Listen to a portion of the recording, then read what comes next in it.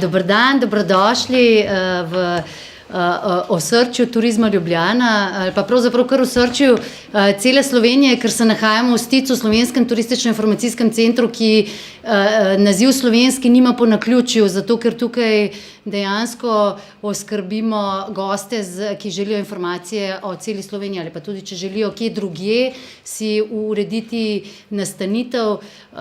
To vse od tukaj uredimo, ker iskreno verjamemo v dve stvari, da je Ljubljana ni sama svoja destinacija, ampak da zagotovo Slovenija je ena sama destinacija, še bolj pa verjamemo v povezovanje, ne. Tako da iskreno dobrodošli ob pravzaprav za našo branžo zelo pomembnem svetovnem dnevu turističnih vodnikov. Pravzaprav že nekaj let tradicionalno izvajamo brezplačna vodenja ob tem dnevu, s tem, da nam je letošnji še posebno pomemben, kajti vsi vemo, da je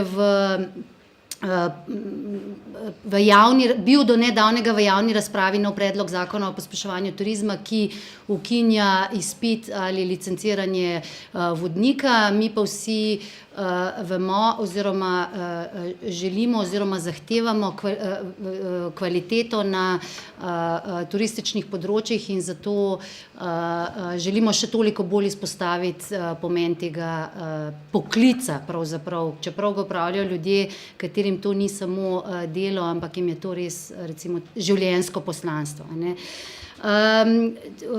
Zelo smo hvaležni pravzaprav pobudi Kluba profesionalnih vodnikov, ki je prvi se obrnil na nas, če bi kaj ob tem dnevu naredili skupaj, in potem smo v bistvu vsi skupaj sklenili, da se nas lahko združi več. To je pač to, kar sem od začetka rekla, da smo zelo naklonjeni povezovanju, ne samo naklonjeni, ampak dejansko tudi verjamemo v njega in po njem živimo.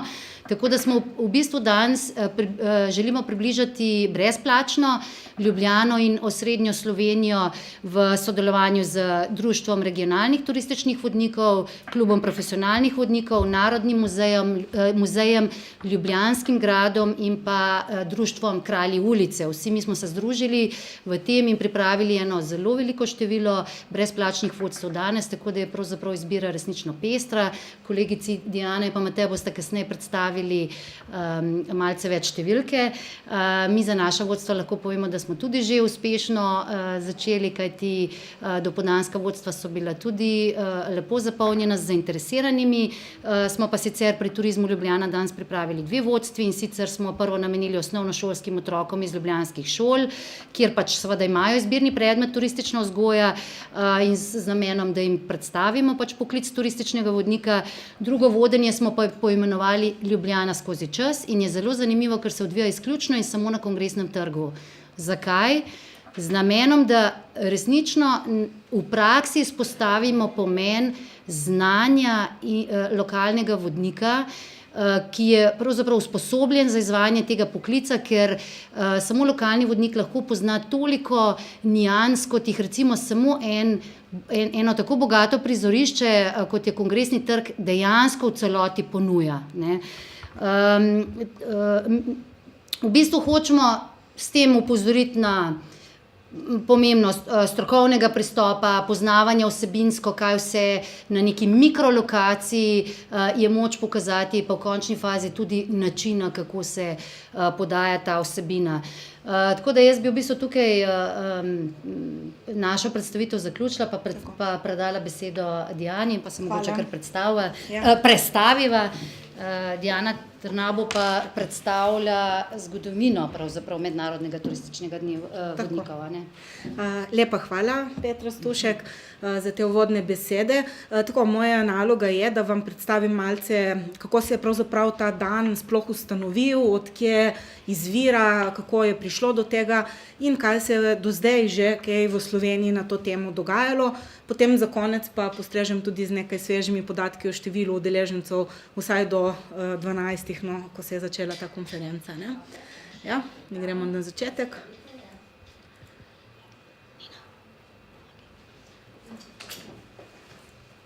Okej.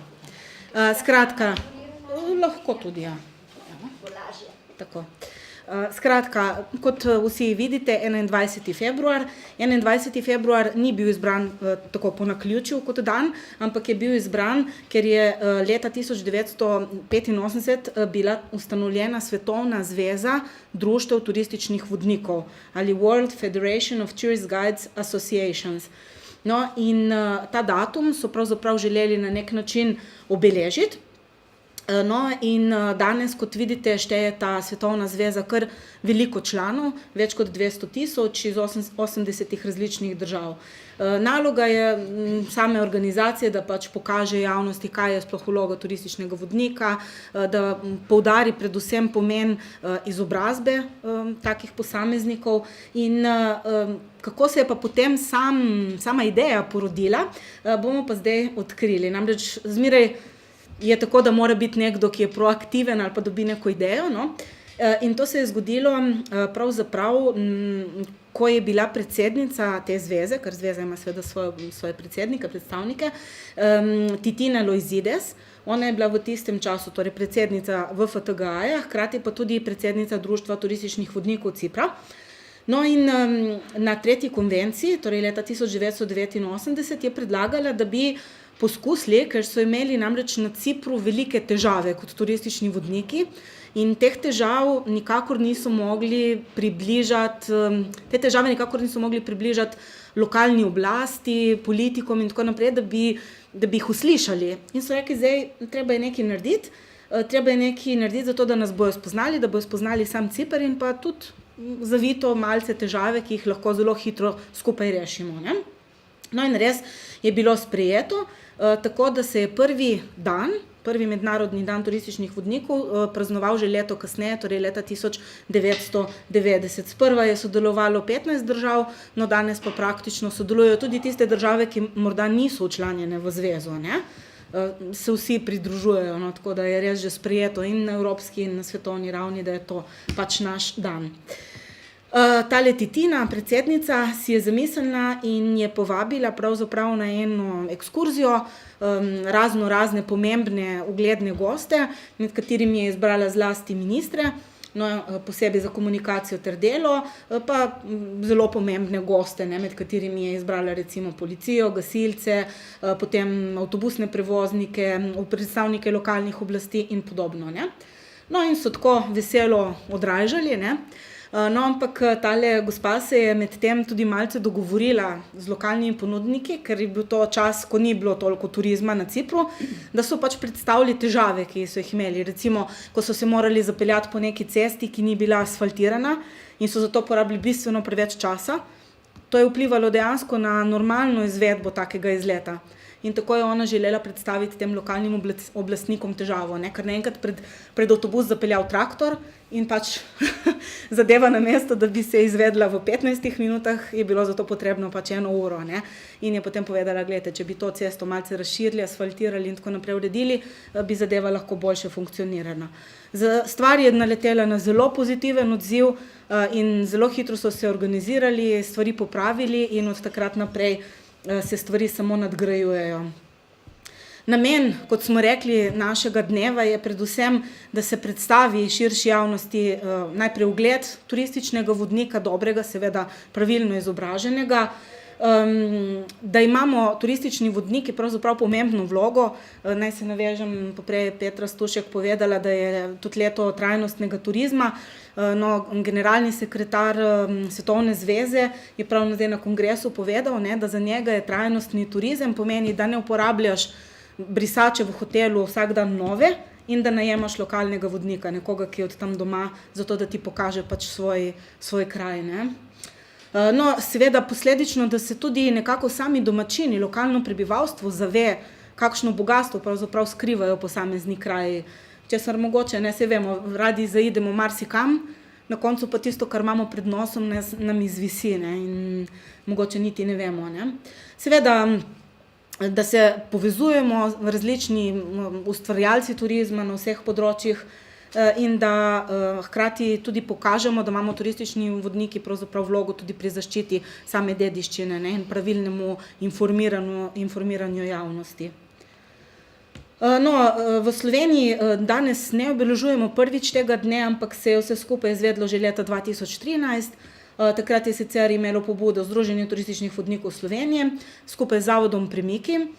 Vodili smo po Ljubljani, je pa treba poudariti, da je bilo to res tak tip vodenja, da smo se dejansko organizirali, da so bile skupine vnaprej napovedane.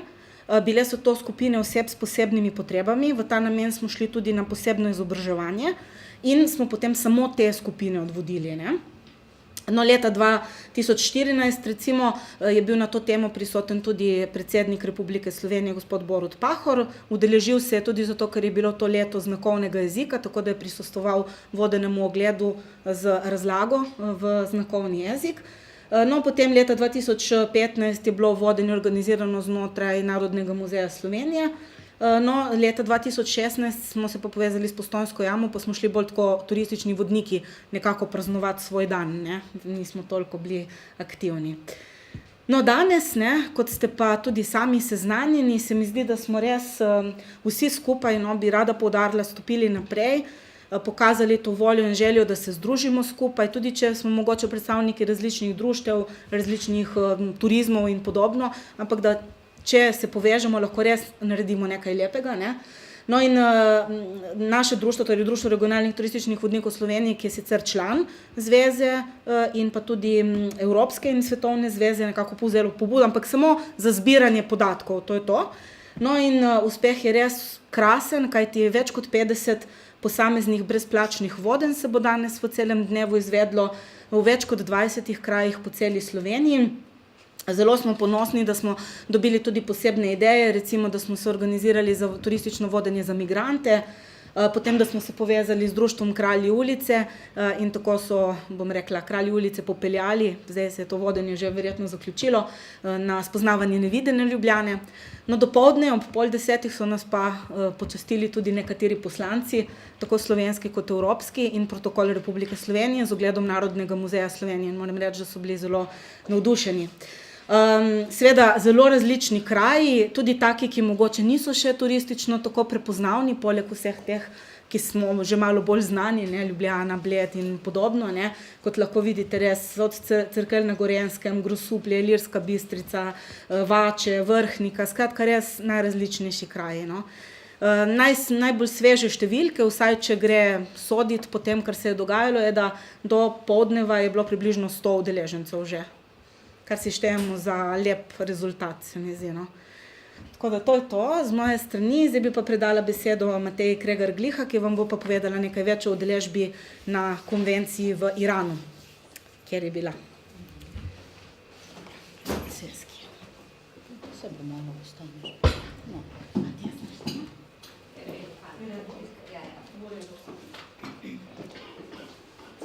Dober dan, lepo pozdravljeni tudi v mojem imenu, Mateja Kregar Gliha. Moje ime je Mateja Kregar Gliha in letos mi je pripadala ta čast, da sem zastopala Slovenijo na Svetovnem kongresu turističnih vodnikov. Ta Svetovni kongres turističnih vodnikov se praktično odvija že od same ustanovitve Svetovne zveze društev turističnih vodnikov od leta 1985. Ampak očitno Slovenci do sedaj nismo zbrali toliko poguma, da bi se zastopali tudi na tem dogodku. No, letos se je ta dogodek odvijal v Iranu in moram priznati, da je Iran to izredno lepo pripravil. Seveda namen te recimo konvencije ali pa kongresov je, da se mi vodniki med seboj predstavimo, povemo, kakšne so naše težave, na kakšnem področju delujemo in hkrati, da potem se tudi strokovno izobražujemo, kajti veste, da mi smo vsak dan na terenu, nikoli naše znanje ni dovolj up-to-dateno oziroma osveženo, ker ljudje se spreminjajo, se pravi, se moramo spreminjati tudi mi. Tako da moram priznati, da so vsa ta srečanja izredno koristna. Diana je že omenila, da smo imeli prvi kongres v Tel Avivu. No, potem 87. leta je bil pa tak čisto ta pravi, namreč naša svetovna zveza je registrirana na Dunaju, ne, po avstrijskih zakonih in od takrat nekako je šlo to vse skupaj naprej, precej tekoče. Leta 2015 je bil kongres v Pragi in tam so potem na vso srečo izbrali Iran. Namreč ni tako enostavno dobiti kongres, veste, se moraš kar dobro potruditi. Bom tudi mogoče kasneje povedala, kako to, da imamo zdaj enega novega zmagovalca za leto 2019. In je predvsem stvar destinacije oziroma odločitev destinacije, kako pomemben je tak dogodek za samo državo. Poglejte, Iran se je odločil za tale slogan: prijazni obrazi, odprte roke, stare kulture in pa brezčasen šarm. In dejansko moram priznati, da so oni pokazali, da so odprti prav za vse.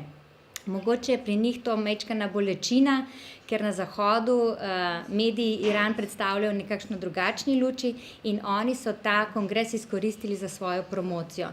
Bilo je več kot 320 udeležencev, turističnih vodnikov. Mislim, udeležencev je bilo še majčkeno več, ker so tudi kakšni partnerji še pristopili, ampak vodnikov je bilo 320 iz 45 držav sveta. In pa celoten kongres, ki je bil resnično odlično organiziran, je pomagal organizirati preko 100 prostovoljcev. To samo želim povedati veličino dogodka samega. Počastil nas je tudi sam iranski predsednik s svojo prisotnostjo na otvoritvi, pa potem podpredsednica, ki je zadolžena za turizem in pa kulturno dediščino. No in pa Diana je tudi že omenila generalnega sekretarja Svetovne turistične organizacije, tako da boljših predstavnikov našega glasu si pravzaprav nismo mogli želeti. To so oni se resnično podali v najbolj take, recimo, ognjene vode. Rada bi poudarila, da je predsednik Irana predstavljal našo oziroma poudarjal našo vlogo ambasadorjev miru. Ker veste, da mir je tisti, ki je najbolj pomemben na svetu. Če ni miru, ni turizma, ni kruha, ne samo za turistične delavce, ampak za vse na destinaciji. Tako da njegova mi je zelo pomembna beseda. Medtem ko sama podpredsednica se je seveda osredotočila na našo ambasadorsko vlogo, kar se tiče kulturne dediščine. Mi smo bili zastopani tudi na zasedanju delegatov, kot rečeno, tukaj nas je bilo 34 držav, ni vsaka država poslala svojega delegata in moram reči, da so bila delovna srečanja vsebinsko izredno bogata. Poleg tega, da smo se seveda ukvarjali z sami sabo in svojo organizacijo, pa profesijo, smo se tudi izobraževali. Ala Peresolova, to jo poznaš, Petra, te lepo pozdravlja, je predstavlja tole naš moto trajnostnega razvoja za leto 2017 in pa samo Svileno cesto, ker je njihov zdaj novi projekt.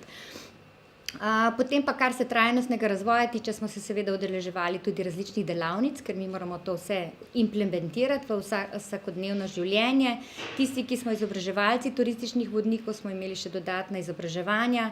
Ne vem, koliko poznate, ampak Džafar Džafari je najbolj znanih svetovnih profesorjev, kar se turizma tiče, in on je nam predstavil, v katero smer gre turizem v 21. stoletje. In lahko samo povem, da smo turistični vodniki lahko ponosni na svojo vlogo, ker je ta osebni pristop tisti, ki bo turizem 21. stoletja izvlekel iz neke robotizacije. Tako da tukaj smo res lahko ponosni nase. Tukaj sem vam samo predstavila novo vodstvo. Imamo predsednico iz Južne Afriške republike, izredno ambiciozno Aluško. Potem imamo člane iz Avstralije, Amerike, Irana.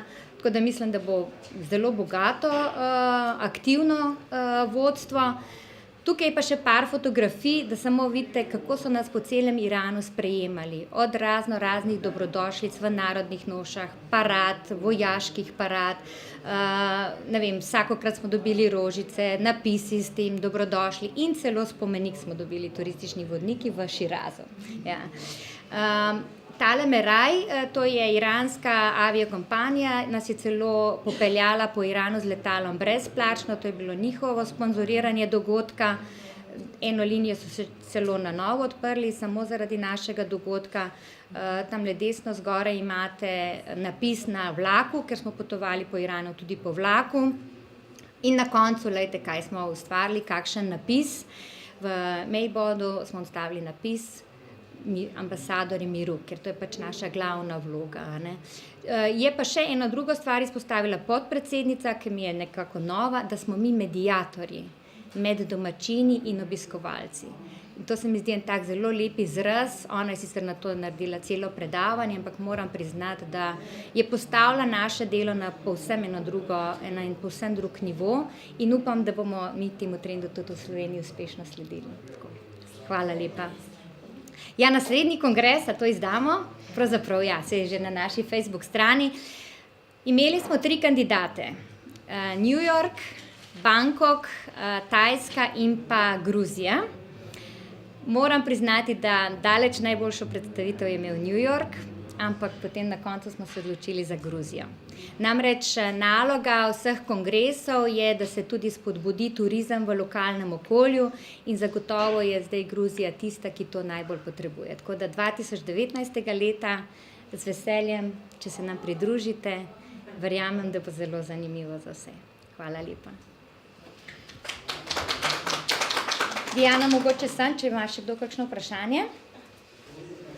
Ja, jaz imam eno vprašanje. To sem videla na predstavitvi, da želite s tem dnevom tudi predstaviti s kakšnimi izzivi oziroma s težavami se soočate. Kaj pa je tisto, recimo, kar so največji izzivi tega poklica, no? Ali pa kako bi lahko še bolj delali, še boljše poklice? Lahko jaz začnem. Izzivov imamo toliko, da ne vem, katerega bi najbolj izpostavila. Recimo turistični vodnik je izredno lepa aktivnost, lahko rečemo tudi poklic, dejstvo pa je, da je zelo sezonsko obarvano. Turistični vodniki smo tudi izpostavljeni časovni omejitvi, se pravi, vsi bi radi 8. decembra ob 10. uri italijanskega vodnika. Vodnikov je pa toliko, kolikor jih je, tako da v bistvu se ne moramo klonirati, tako da to je tista stvar, ki mislim, da je skoraj da nerešljiva. Medtem ko v sodobnem času imamo pa, recimo zdaj konkretno v Sloveniji, ne vemo, v katero smer bi šli radi, se malo zgubljamo. Petra, imaš ti še kakšen tak izziv? Kar se tiče vodniške službe, recimo z vidika turizma Ljubljana je zagotovo izziv najti ali pa sodelovati s tolikšnim številom vodnikov, ki seveda kvalitetno izvajajo to res zahtevno delo in hkrati zadostiti povpraševanju. Vsi vemo pač, da je turizem v porastu, vsaj v Ljubljani ali bolje rečeno Sloveniji, gre za pač destinacijo, ki jo odkrivajo vedno bolj. Mi smo pravzaprav zelo prijazna destinacija, konkretno v Ljubljani vodimo kar v 16 jezikih. To je v bistvu zelo kar precej unikatno, ker sicer so pokriti večji jeziki, potem se pa manjšim jezikovnim skupinam neha prilagajati, no v Ljubljani temu ni tako. Je pa dejstvo, da v bistvu v luči tudi tega novega predloga zakona bi mogoče poudarili, kako mi kot lokalna turistična organizacija pravzaprav odgovorna za razvoj turistične ponudbe na nekem območju, v našem primeru Ljubljani in regijo Srednja Slovenija, gledamo na to, na poklic vodnika. Dejstvo je, da mora biti vodnik usposobljen v marsičem in niti slučajno ne samo v vsebini, ki jo podaja. In dejstvo je tudi, da mora pravzaprav človek biti za to. Ne more ga narediti nobena vsebina, ki si jo lahko preko spleta pogledaš in potem pač naprej poveš. Tako da mi v Ljubljani resnično stavimo, ali pa bolje rečeno v regiji Srednja Slovenija resnično stavimo na kvaliteto, način, kako mi izvajamo izobraževanje za pridobitev izpita za izvajanje vodenj je že zahtevan ne zgolj po vsebini, ampak tudi časovno. Morajo biti, trajajo 3 tedne, pa že to je pravzaprav relativno malo, ampak smo kar najbolj zahtevni v državi. Trajajo 3 tedne, ljudje morajo biti prisotni od jutra do večera s povsem jasnim namenom, ne zgolj zato, da si pač vse potrebno znanje, ki ga je ogromno, pridobijo in ga slišijo najprej, ampak tudi zato, da se že s tem, ko morajo biti prisotni pravzaprav časovno 3 tedne vsak dan, nekako izčistijo ljudje, ti, ki resnično to želijo delati. Ne? In potem se trudimo, da jim še skozi leto še dodatne izobraževanja omogočamo. Recimo ravno pred novim letom smo imeli izobraževanje z avtorjem svetlobne okrasitve, Zmago Modicem, ki edini lahko pove, kaj dejansko razmišlja, ko ustvarja to osvetlitev. Potem, ko se delajo vodstva z doživeti, kajti to je danes trend. Kaj je razlika med našimi vodstvi pa recimo popularnimi friturami? Je to, da mi dejansko, ne poudarim, vsi gradimo na kvaliteti, ampak nam je bistveno, da gostje ne samo slišijo, ampak tudi nekaj doživijo, zato damo občasno noter tudi dramske vložke, kot pri, ne vem, Emoni recimo, ali pa konkretno pri Futuri ali pa Pivovski turi, že samo ime pove, kaj vse to vključuje, torej tudi senzorično vodenje. Danes recimo imamo 2-krat vodenje v znakovnih jezikih, torej potrebno tudi je potrebno upoštevati vse ciljne skupine in jim tudi dati možnost. In to v bistvu dejansko ne more izvajati vsak, ne sme izvajati vsak. Ne. Jaz bi mogoče tukaj dopolnila, no. Jaz bi tukaj dopolnila, z vsem se seveda strinjam, kar je bilo povedano, osebno pa vidim največji izziv v tem, da vse te zahteve so predvidene za državljane Republike Slovenije. Ne? V trenutno veljavnem zakonu, ne vemo, ne znamo si tega razložiti z normalnimi besedami ali pa z intelektom, ki ga premoremo, je pač alineja, ki sicer dovoljuje kateremu koli tujemu državljanu, ki je prišel na območje Slovenije, da pa pač lahko vodi pri nas, brez da bi imel kakršenkoli izpit in kakršnokoli preverjeno znanje. Naj vam povem pač en konkreten primer. Recimo skupina, ko vemo zdaj, da imamo veliko gostov iz Azije, ne? Recimo Japonci, Korejci ali kakorkoli že, ki bi sicer lahko imeli vodnika, ker Turizem Ljubljana ima usposobljene ljudi, ki znajo govoriti te jezike, seveda upravljajo ogled Ljubljane njihov pač predstavnik, ki je prišel z njimi. Ne? Seveda dokler ne pride na mejo s Hrvaško. Namreč na Hrvaškem tega ne sme početi. Na Hrvaškem mora najeti lokalnega vodnika. Ali je to v angleščini, ali je to v korejščini, ali japonščini, pač to, kar ponujajo, ne? Zdaj, meni se to zdi velik izziv, glede na to, da pač nek izobražen posameznik tukaj, ki morda je celo gospodarski subjekt, ki bi lahko plačeval davke na račun svojega zaslužka državi, ne, jih pač ne plačuje.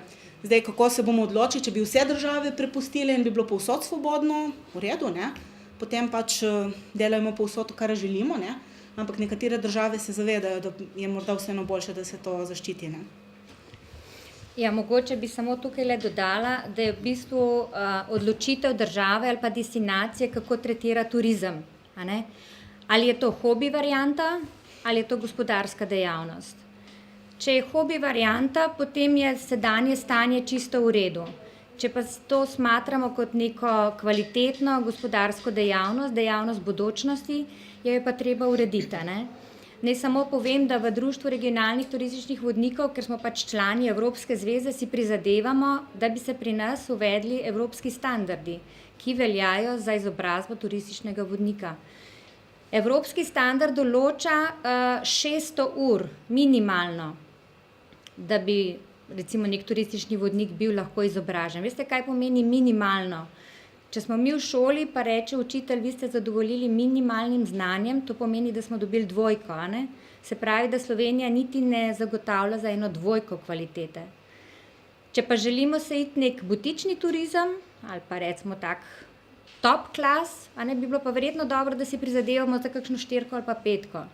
Tako da mislim, da tukaj ima Slovenija kar velik izziv in da se odloči, kaj pravzaprav želi. Ne. Zdaj, žal nas ne vprašajo prav veliko, oziroma to, kar mi predlagamo, jim je očitno prezahtevno. Ne. Tako da. Nov zakon pa ste rekli, da ukinja licence. Nov zakon ukinja opravljanje izpita. Ne omejuje izvajanje izobraževanj in to mi seveda ne bom niti rekla, bomo izkoristili, ampak to je dejstvo, da bomo mi izobraževanje izvajali še naprej, kajti kot smo danes že nekajkrat poudarili, bistvo je, da ne samo omogočiš bodočemu vodniku kvalitetno pridobljeno znanje, ampak da ga tudi zagotavljaš, kar ga lahko na končni fazi samo z nečim, kar preveriš, če je kakovostno. Ne? Večkrat, ne samo enkrat, ko delate spet. Mogoče še kakšno vprašanje, ker drugače je tako nikoli končana zgodba. Ja. Mene pa zanima, kako pridejo tuji turisti v Slovenijo pripravljeni. Mislim, koliko informacij imajo v državi, kaj poznajo, pa koliko se je mogoče v tem kontekstu, da je vedno več informacij dostopnih tudi na spletu, vloga vodnikov spremenila oziroma se spremenila. No, jaz vam lahko to povem, kako je bilo leta 1988, ko sem začela delati kot turistična vodnica ali pa danes. Razlike so ogromne. Jaz sem bila takrat bolj enciklopedija, če sem bila, ker je bilo treba povedati, koliko otokov imajo, recimo, oziroma takrat smo govorili v Jugoslaviji, koliko je visok Triglav, koliko prebivalcev ima kakšen kraj. Danes nam tega ni potrebno več govoriti, ker to si vsakdo lahko prebere. Nasprotno, mogoče imajo gosti še kakšne novejše podatke, ker mi pač nismo ves čas, pa ne preverjamo. Tako da danes je to vodenje veliko bolj osebno.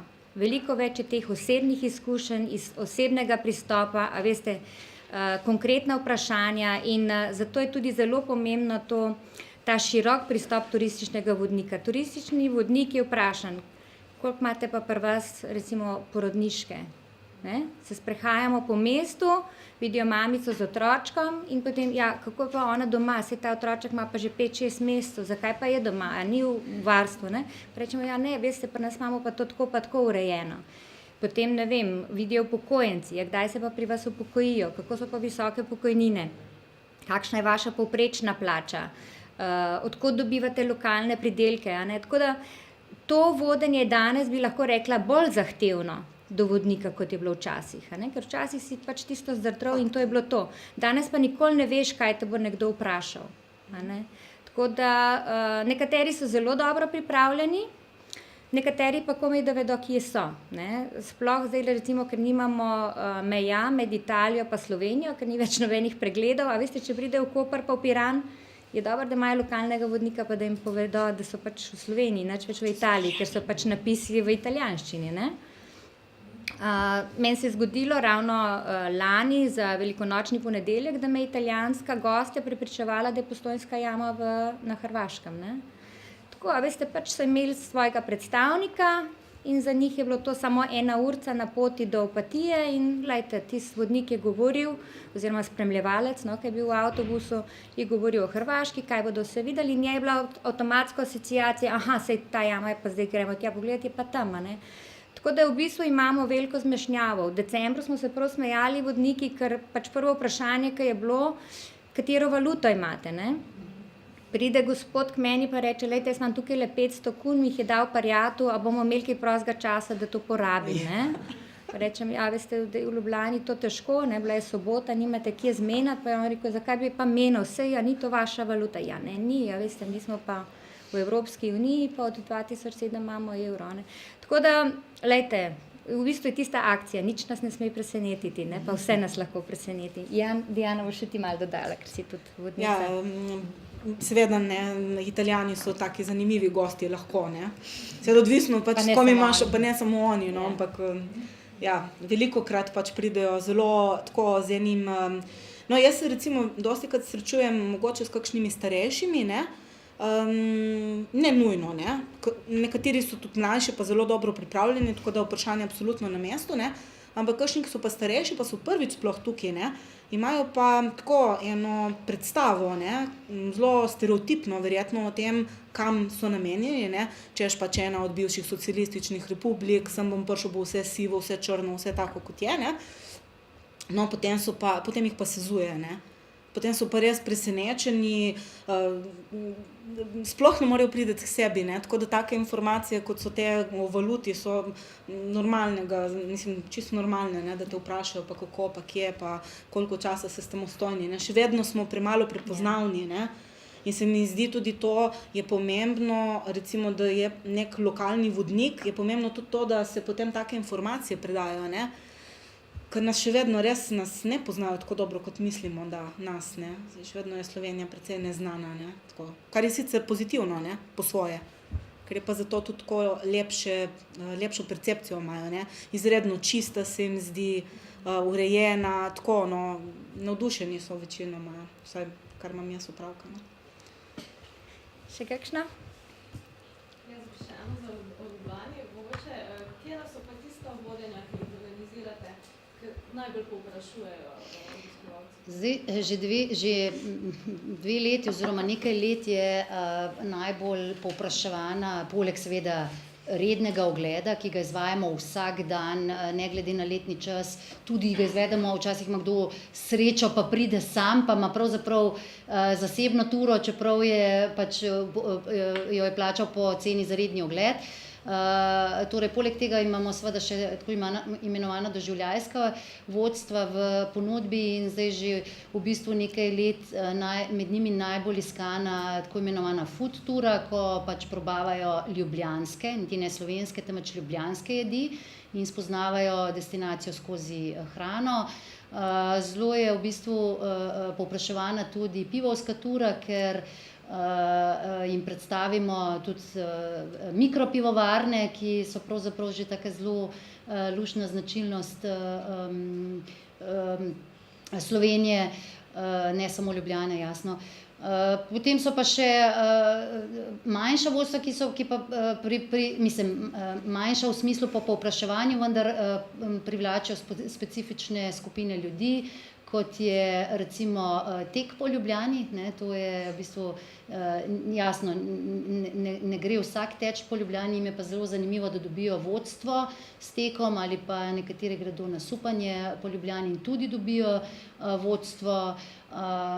Izmed klasičnih pa izpostavljamo peš vodstvo po Ljubljani, pa ladjica je zelo povpraševana in pa za vzpenjačo na grad in po gradu, ne. Jaz imam še eno malo splošno vprašanje o turizmu. Ne vem, če zdaj lahko pa tudi pol izpostavim. V bistvu, kakšne rezultate pričakujete za letos, glede na to, da so bili lani zelo dobri? V bistvu bi vsakokrat želeli poudariti, da v Ljubljani niti ne bi želeli meriti uspešnosti turizma skozi nenehno rast nočitev, ne, ker mi bi dejansko želeli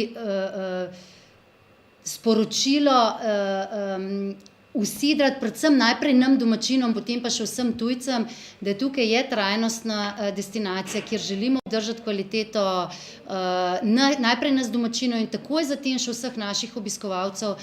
Tako da v bistvu pričakujemo, sicer vkolikor se seveda ne zgodi nič nepredvidenega, pričakujemo nadaljnjo rast nočitev, vendar nas veseli, da se to dogaja izven sezone. Že lansko leto januarja je bilo 20% več nočitev kot eno leto pred tem, letošnjem letu je bil ponovno januar močnejši kot lanski januar. Tako da v bistvu si želimo vzpodbujati rast nočitev v nesezonskih mesecih, želimo se spodbujati, da ljudje ostajajo dlje, kar izključno in samo s kvaliteto lahko naredimo, torej da gostje vedo, kaj jim ponujamo in vedo, da jim ponujamo kvalitetne, v našem jeziku se temu reče integralne turistične proizvode, torej sestavljanke, ki mu zapolnijo cel dan. In da seveda v končni fazi niti ne nazadnje, da več trošijo, ne, ker to so nam glavni cilji, ki jim pravzaprav sledimo pri razvoju ljubljanskega in regijskega turizma. Kot rečeno pa pričakujemo tudi rast nočitev, vendar pričakujemo tudi večjo porabo. Želimo pa, ne bom rekla, da pričakujemo, želimo pa podaljšano dobo bivanja in mislim, da res, da si vsi turistični delavci na destinaciji zelo prizadevamo k temu, seveda pa to ni odvisno samo od nas in kvalitetne ponudbe, ampak tudi od svetovnih trendov, ne. A bi lahko izpostavili še kakšen konkreten nov projekt, ki ga pripravljate? Nekaj smo mogoče že slišali, ampak slučajno, če kaj nastaja še tacka. Nov projekt kot v ponudbi Ljubljane. V letošnjem letu predstavljamo, oziroma mi vsako leto uvajamo v našo ponudbo novosti. Recimo v letošnjem letu bo to doživljajsko vodenje po Plečnikovi Ljubljani, glede na to, da je Plečnikovo leto. Mi smo vodenja po Plečnikovi Ljubljani imeli že pač poprej, zdaj smo jih pošteno osvežili, omogočamo ljudem, ki se bodo udeležili teh vodenj, da si lahko gledajo tudi točke, ki sicer ljudem niso dosegljive, kot je recimo čitalnica spalnica v Nuku, ne moreš iti noter, razen če si študent, ne. Potem smo pa še na novo naredili vodenje, kolesarsko vodenje po Plečnikovi Ljubljani, ki bo pa na voljo od aprila 2017, seveda, ko pač vreme nekoliko topli. Z njim pa sledimo temu cilju, da se ne moremo vsi,